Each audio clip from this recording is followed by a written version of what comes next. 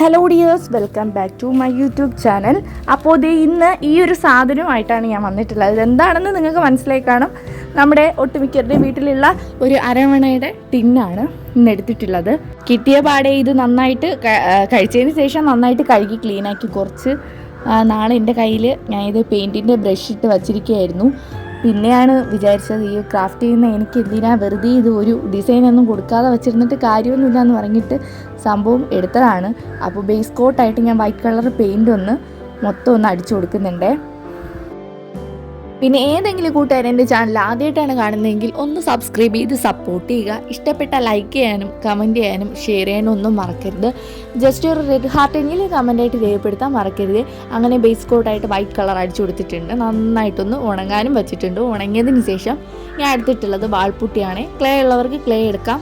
എൻ്റെ കയ്യിൽ വാൾപുട്ടിയാണുള്ളത്. അപ്പോൾ ഞാൻ അതെടുത്തിട്ടുണ്ട്. നന്നായിട്ട് ഒന്ന് മിക്സ് ചെയ്തതിന് ശേഷം ഇതുപോലെ ചെറുതായിട്ടൊന്ന് റോൾ ചെയ്തെടുത്തിട്ടുണ്ട്.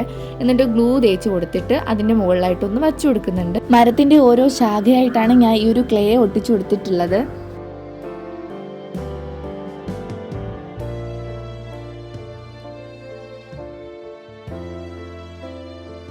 പിന്നെ നമ്മുടെ ചാനലിൽ ഒരുപാട് വേസ്റ്റ് മെറ്റീരിയൽസിൻ്റെ റീയൂസിങ് വീഡിയോസ് ഞാൻ ചെയ്തിട്ടുണ്ട്. കൂടുതലും പ്ലാസ്റ്റിക് ബോട്ടിലൊക്കെ യൂസ് ചെയ്തിട്ടുള്ള ക്രാഫ്റ്റാണ് ചെയ്തിട്ടുള്ളത്. അപ്പോൾ കാണാത്തവരാണെങ്കിൽ ഒന്ന് പോയി കണ്ടു നോക്കുക. നിങ്ങൾക്കത് എന്തായാലും യൂസ്ഫുൾ ആയിരിക്കും. വെറുതെ കളയുന്ന പ്ലാസ്റ്റിക് ബോട്ടിലാണ്. പിന്നെ പ്ലാസ്റ്റിക് കവർ വെച്ചിട്ടും ഒരുപാട് ക്രാഫ്റ്റ് ഐറ്റംസ് ചെയ്തിട്ടുണ്ട്. അപ്പോൾ എന്തായാലും നിങ്ങളതൊന്ന് കണ്ടു നോക്കുക. ഇഷ്ടപ്പെട്ടാൽ ലൈക്ക് ചെയ്യാൻ നിങ്ങൾ മറക്കരുതേ.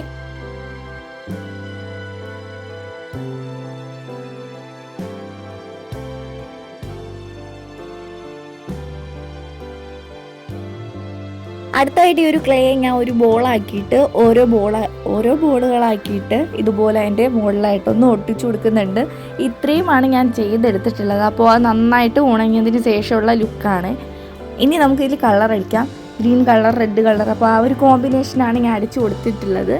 അപ്പോൾ ഇത് ഇഷ്ടപ്പെട്ടാൽ എന്തായാലും നിങ്ങളൊന്ന് ട്രൈ ചെയ്യുക. ഇതുപോലത്തെ സെയിം അരവണയുടെ ബോട്ടിൽ തന്നെ വേണമെന്നില്ല. ഏതെങ്കിലും പ്ലാസ്റ്റിക് ഇതുപോലത്തെ കുപ്പികൾ ഉണ്ടാവില്ലേ, അപ്പോൾ അത് വെച്ചിട്ട് ചെയ്താലും മതി.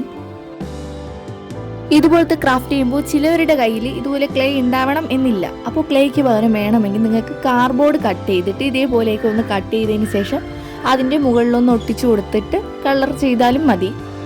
അപ്പോൾ അതുപോലെ കാർഡ്ബോർഡിൽ സിമ്പിളായിട്ട് ചെയ്യുന്ന വീഡിയോസ് വേണം എന്നുണ്ടെങ്കിൽ നിങ്ങൾ ജസ്റ്റ് ഒന്ന് കമൻ്റായിട്ട് രേഖപ്പെടുത്തുക. ഞാൻ എന്തായാലും ആ വീഡിയോ ഇടുന്നതായിരിക്കും.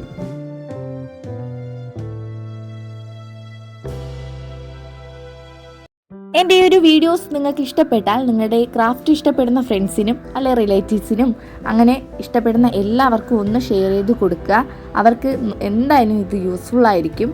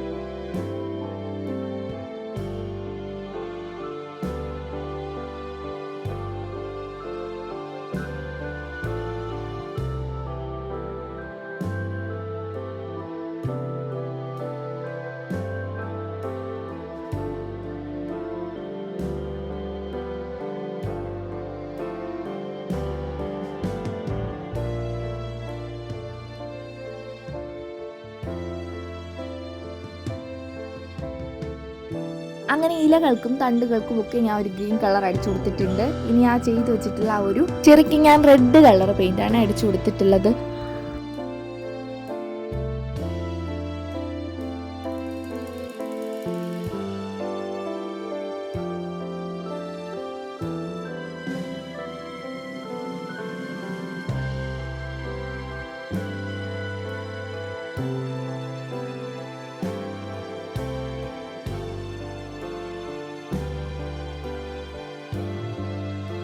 അങ്ങനെ ഇതേ നമ്മുടെ വർക്ക് കംപ്ലീറ്റ് ആയിട്ടുണ്ട്.